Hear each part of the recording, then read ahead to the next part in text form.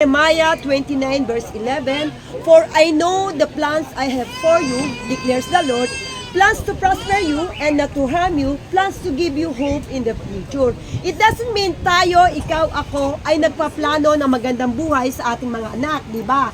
Pupunta tayo ng ibang bansa para ang ating mga anak ay magkaroon ng magandang edukasyon. Nagsisikap tayo magtrabaho sa Pilipinas para ang ating mga kabuhayan ay mag-increase level pa. Pero ang Diyos ang the best na magplano. Magplano ka man kung hindi ka kinasihan at sinamahan ng Diyos, lahat ng narating mo mawawala yan. Bakit? Kailangan kasama natin siya. At hayaan natin ang Diyos ang magplano sa buhay mo at buhay ko. Dahil yun ang sinabi niya sa Jeremiah 29 verse 11 sa Old Testament. So I declare na si Sister Faz, Yes. ay 55 na rin? Yes. Yes! 55! Nakakatuwa naman. Sabay silang nag-birthday. And I'm so happy. Ay, magpe-pray muna tayo. Lord, dalangin ko, Lord. Ano nyo rin yung kamay para yung blessing nasa kanya. Lord, maraming salamat, Lord, sa buhay ni classmate na si Paz. Patuloy na i-bless mo siya.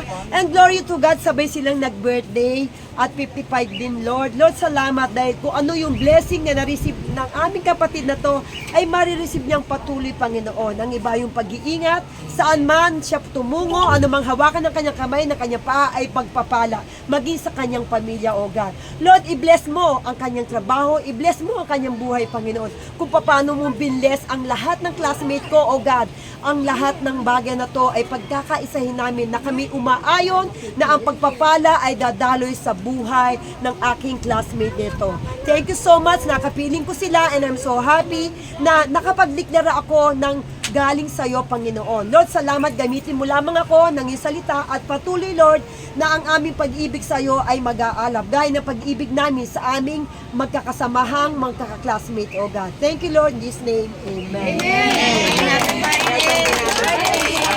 Ayan. Okay, ngayon, iliwe-welcome natin. Hello, guys! Iliwe-welcome natin ang balikbayan na aming classmate!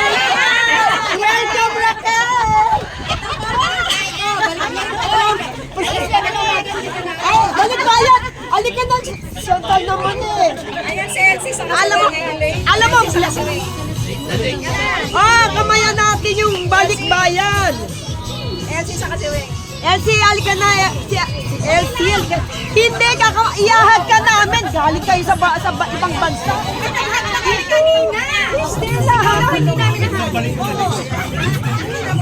Ayan, ito lang din namin nahag. Ay, picturean mo nga kami. Ganda naman namin dito.